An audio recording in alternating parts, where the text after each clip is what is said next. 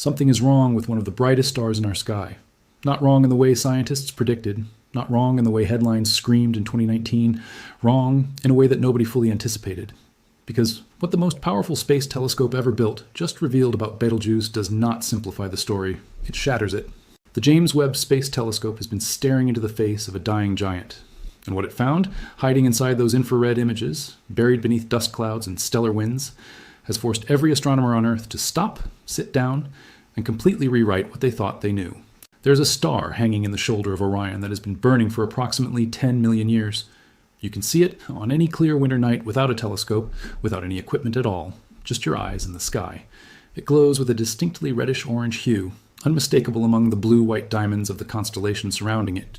Ancient Arab astronomers named it Yad al-Jawza, the hand of the giant. Today we call it Betelgeuse, and for most of human history it has simply been there. Reliable, enormous, eternal-looking, a fixed point of reference in a universe that otherwise refuses to hold still. But here is what nobody told you. Nothing about Betelgeuse is eternal. Nothing about it is stable. And nothing about what we thought we understood about this star has survived contact with the data now pouring out of the James Webb Space Telescope. Betelgeuse is a red supergiant located roughly 650 light-years away from Earth, in the constellation Orion. It is so large that more than 400 million suns could fit inside it. Read that number again, 400 million suns, stacked inside a single star, a star close enough to study in detail. A star close enough that modern telescopes can actually image its surface, not just detect its light, but see the churning, boiling, catastrophic surface of another star with instruments sensitive enough to count molecules in its outer atmosphere. And because of that proximity, because of that sheer, almost violent scale, Betelgeuse has become the most important laboratory in the observable universe for understanding how massive stars die. The question that has haunted astrophysics for decades is simple to ask and almost impossible to answer. When? When does Betelgeuse die? When does it collapse? When does one of the most spectacular events in the history of our galaxy finally, violently, brilliantly occur? And the story of how scientists have tried to answer that question, the dead ends, the false alarms, the paradigm-shattering discoveries, is the story of how modern astronomy is being completely rewritten in real time. To understand why the James Webb findings matter so deeply, you need to understand what happened in the winter of 2019. Because that winter, the sky threw everyone a curveball that nobody was prepared for.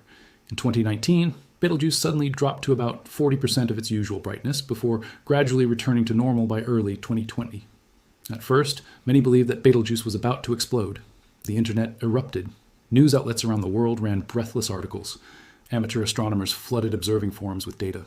Professional astronomers publicly debated whether humanity might be about to witness one of the rarest spectacles in the history of civilization, a nearby supernova visible in daylight, potentially bright enough to cast shadows at night.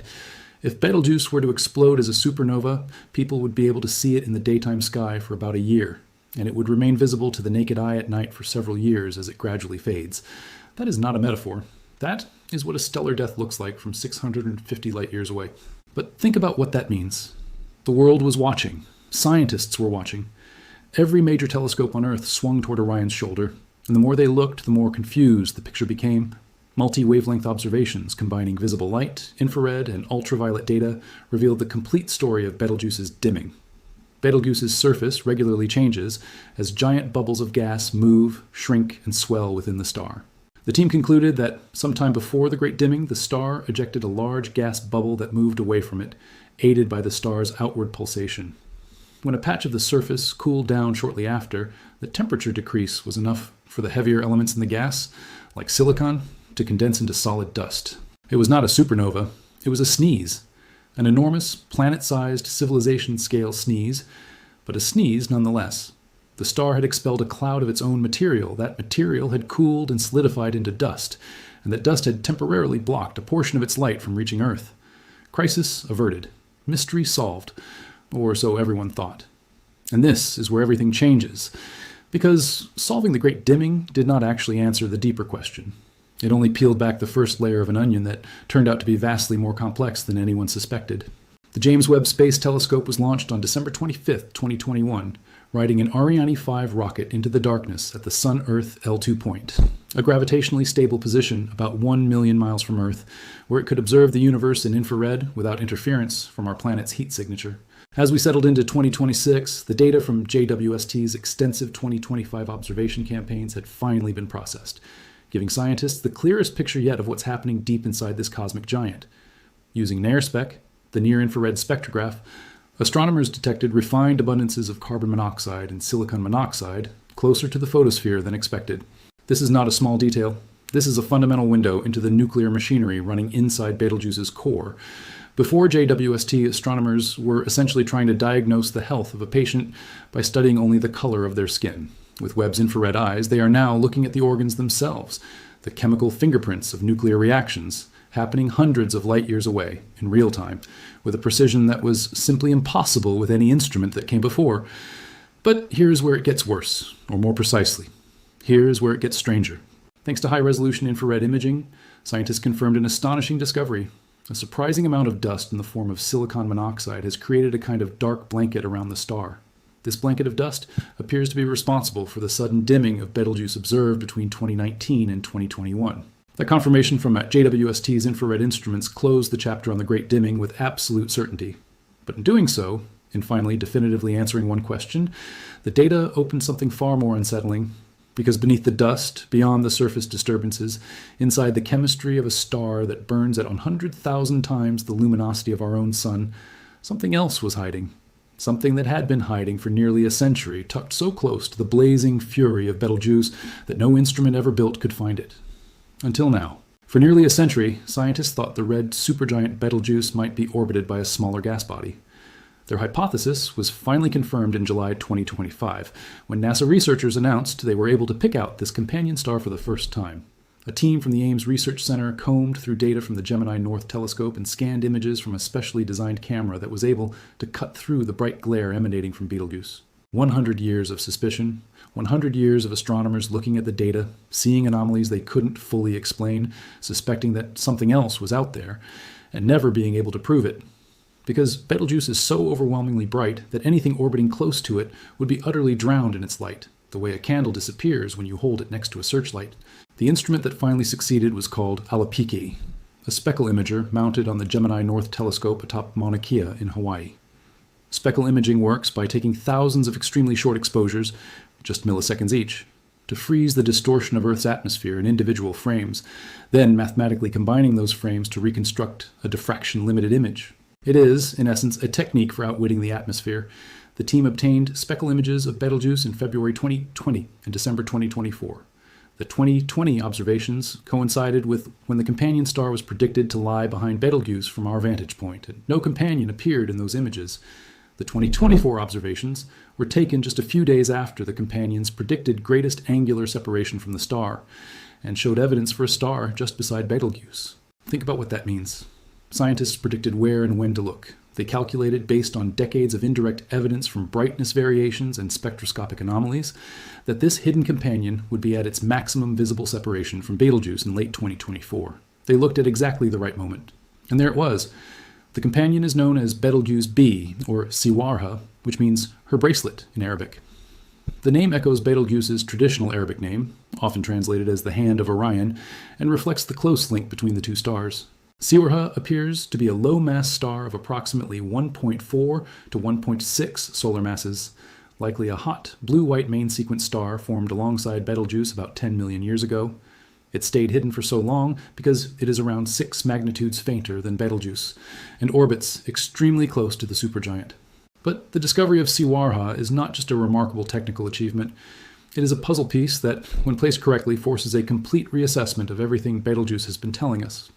Scientists identified 2 key cycles in Betelgeuse's variability: a 400-day cycle, now attributed to pulsations within the star, and a longer twin of 100-day cycle, which remained unexplained for years.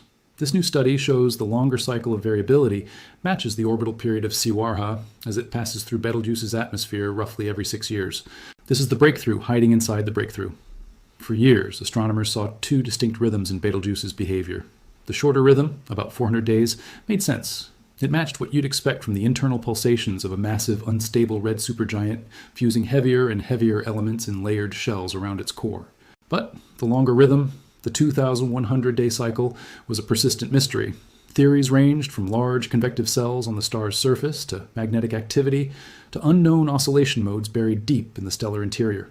No single explanation was fully satisfying. And here's where it gets worse, because the 2,100-day cycle, the one that confounded explanation for so long, is precisely 5.75 years.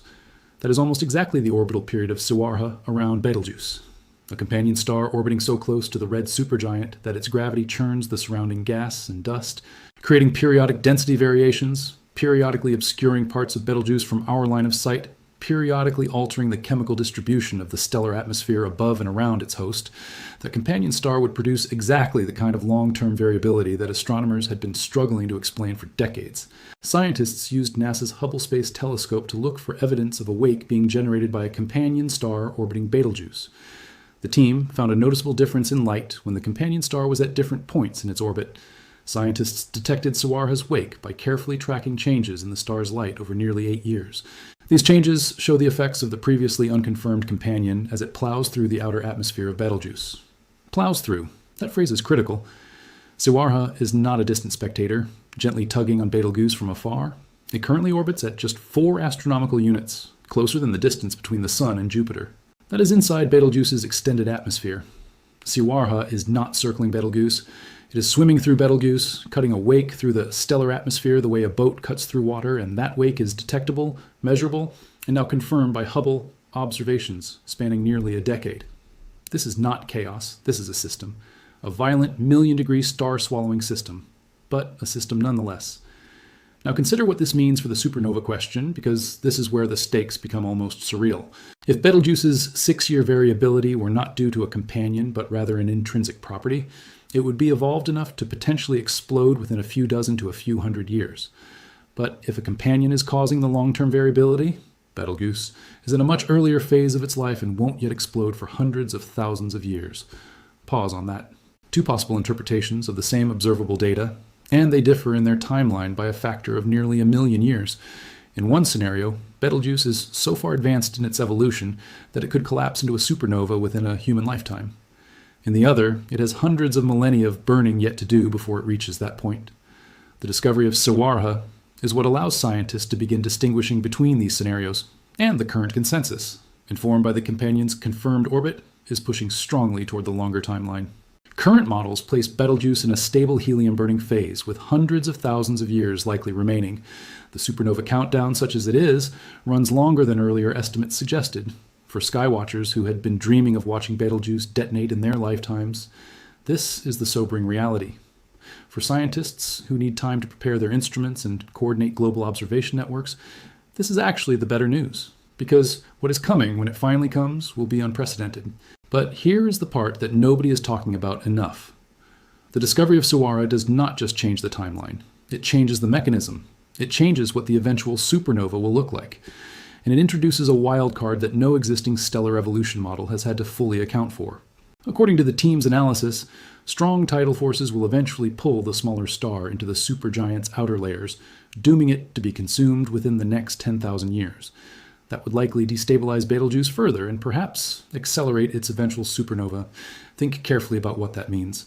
Sawarha, a star approximately the mass of our Sun, currently carving a wake through Betelgeuse's atmosphere at a distance of just 4 astronomical units, is being slowly, inexorably drawn inward.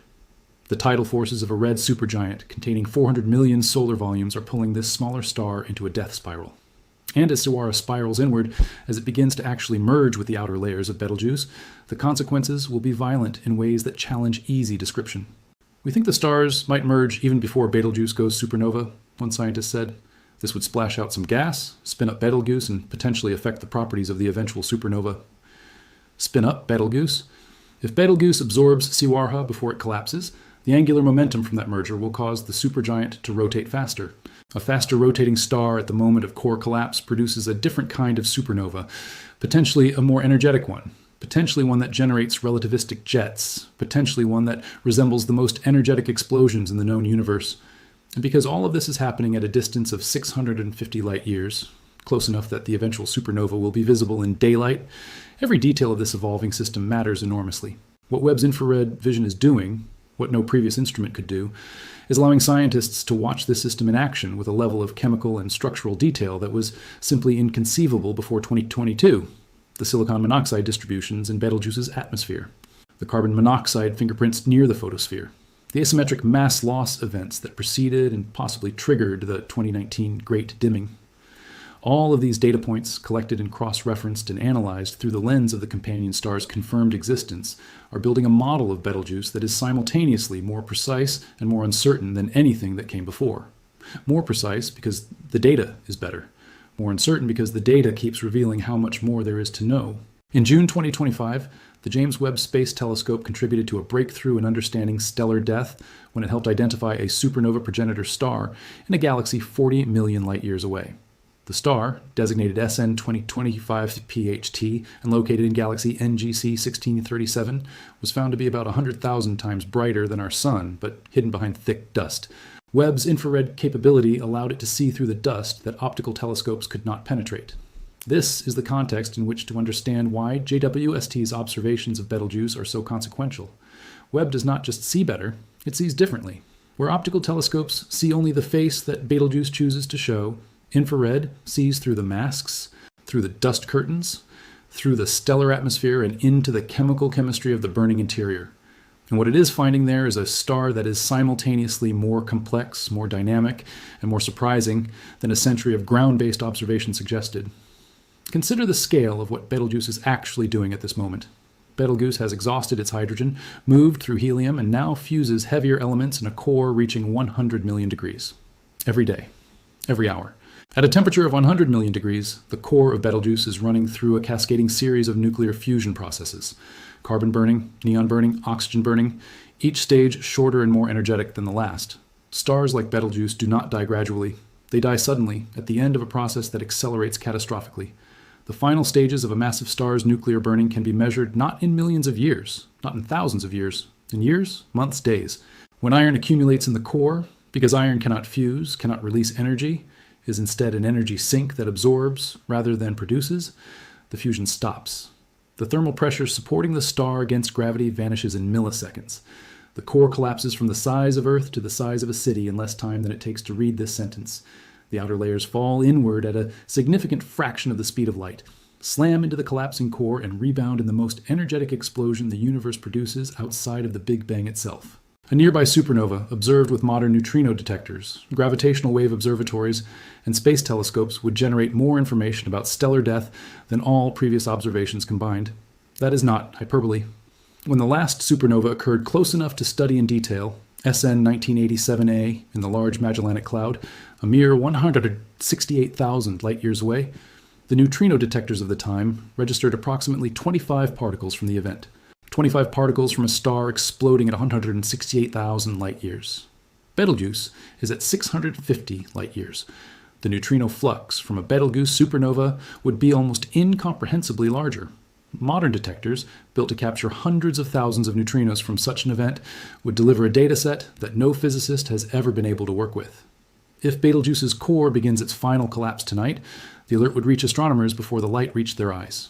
Neutrinos travel at nearly the speed of light, but they escape the collapsing stellar core earlier than the light does, because light takes hours to fight its way through the dense outer layers of the exploding star.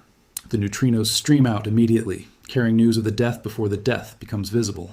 This means that the global SNUAS network, the Supernova Early Warning System, would give astronomers hours of notice before Betelgeuse's light show began. Hours to point every telescope on Earth and in orbit at Orion. Hours to prepare instruments and networks and recording systems for the most data-rich astronomical event in the history of humanity. The preparation for that moment is already underway.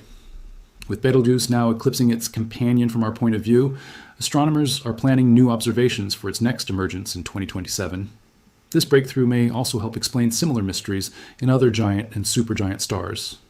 November 2027 is when Siwarha will once again be at its greatest angular separation from Betelgeuse. Visible to the most sensitive instruments, its properties measurable with a precision that the July 2025 discovery could not yet achieve. The scientific community has essentially circled that date on a cosmic calendar.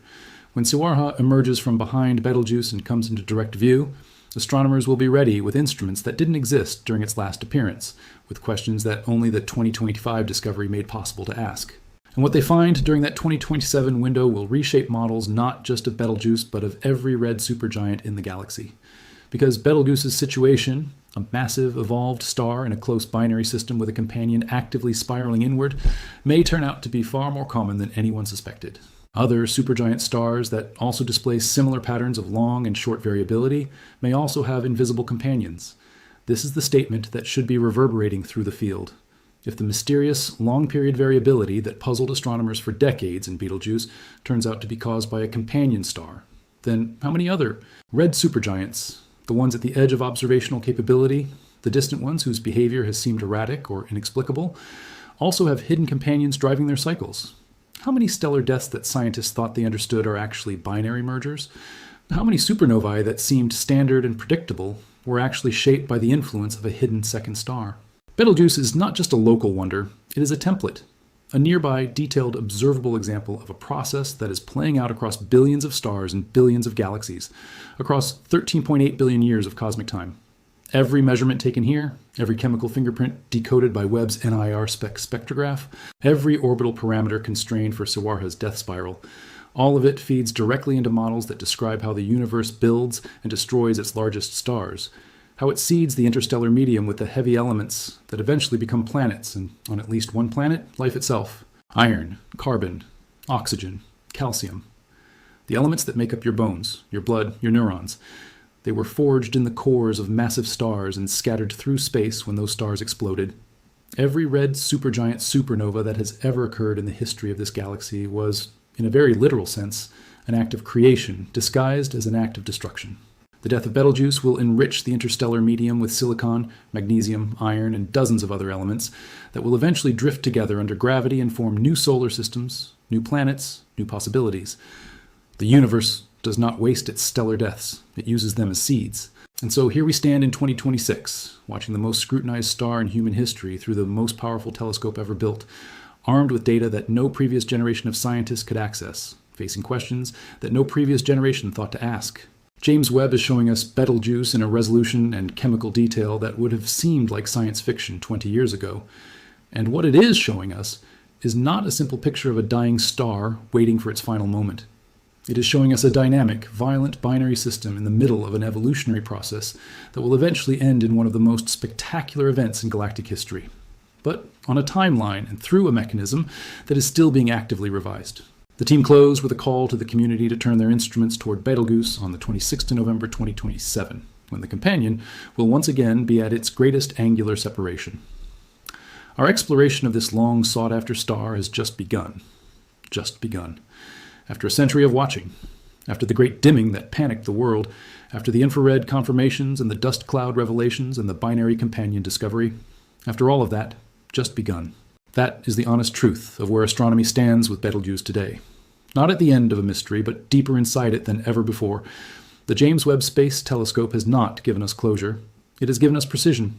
And precision, in science, has a way of revealing not how much you know, but how much more there is to understand. Every layer Webb peels back exposes another layer beneath it. Every question its data answers generates three more that couldn't have been formulated without it. The honest answer to when will Betelgeuse explode remains probably not in our lifetimes, but we cannot rule it out. That parenthetical, we cannot rule it out, carries more weight than any confident prediction possibly could. Because Sawarha is spiraling inward, because the tidal merger could happen within 10,000 years, or it could happen sooner. Because stellar evolution is a field that runs on statistics and models, and individual stars have a long history of surprising the people watching them. Because neutrino detectors are standing watch right now, listening for the signal that no telescope can capture, the first whisper of a collapsing core, arriving hours before the light. The star is still up there tonight, right shoulder of the Hunter, reddish-orange, impossibly large, burning through its remaining nuclear fuel with Sawarha cutting a wake through its atmosphere at distances closer than Jupiter is to the Sun. The dust clouds that fooled us in 2019 have dispersed. The companion star that hid from us for 100 years has been found, named, and is being tracked toward its next visible emergence in 2027. The most powerful infrared telescope in human history is recording chemical signatures in its atmosphere that will take years to fully interpret. Something is coming. We just don't know exactly what, or exactly when, or exactly how the presence of Sawarha will reshape the final chapter of a story that began 10 million years ago. What we know is that when it comes, when the neutrino detectors trigger the alert, when Orion lights up with a new star as bright as a crescent moon, every instrument on Earth will be watching. And the data that comes back will answer questions we have not yet learned to ask. That is the nature of what Betelgeuse is teaching us right now. Not just about one dying star, about the universe itself, its violence, its scale, its slowness, and the terrifying, beautiful certainty that, eventually, nothing that burns this bright can burn forever.